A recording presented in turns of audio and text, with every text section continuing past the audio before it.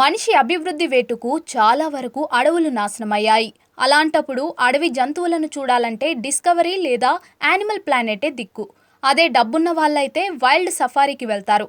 వాళ్ళ దేశంలో అడవులు నచ్చకపోతే లేదా మరిన్ని విభిన్నమైన జంతువులను చూడాలనుకుంటే ఆఫ్రికానో కెన్యానో వెళ్తారు. అలా కొందరు యాత్రికులు కెన్యా వెళ్లారు. అక్కడ వైల్డ్ సఫారీని ఎంచుకున్నారు. ఫారెస్ట్ గైడ్తో కలిసి వాహనంలో అడవిలోకి వెళ్లారు. ఇక అప్పుడు మొదలైంది అసలు కథ. ఆ వాహనం ఓపెన్ టాప్గా ఉంది.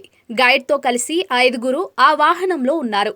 వారు దట్టమైన అడవిలో పర్యటించి ఒకచోట వాహనాన్ని ఆపారు. అంతే, 4-5 చీతలు వారి వాహనం సమీపానికి వచ్చాయి. ముందుగా ఒక చీత వారి వాహనం ముందు భాగం పైకి ఎక్కింది. అప్పటికి వారు భయపడుతూనే ఉన్నారు.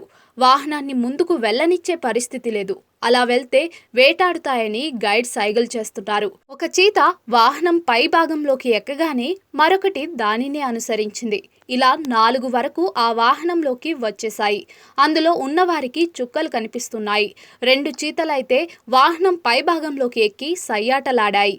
2 చీతలు వాహనం లోపలికి వచ్చాయి. అదృష్టవశాత్తు వారిని ఏమీ చేయలేదు. కొద్దిసేపటికి గైడ్ వాహనాన్ని ముందుకు కదల్చడంతో అవి కిందకి దూకాయి. ఈ సంఘటన ఎప్పుడు జరిగిందో తెలియదు, కానీ ఇన్స్టాలో ఈ వీడియో పోస్ట్ చేశారు. ఇప్పటి వరకు 29,000 మంది లైక్ చేశారు. 936 మంది తమ అభిప్రాయాలను వ్యక్తం చేశారు. ఈ వీడియో ఇప్పటికే లక్షల్లో వ్యూస్ నమోదు చేసుకుంది.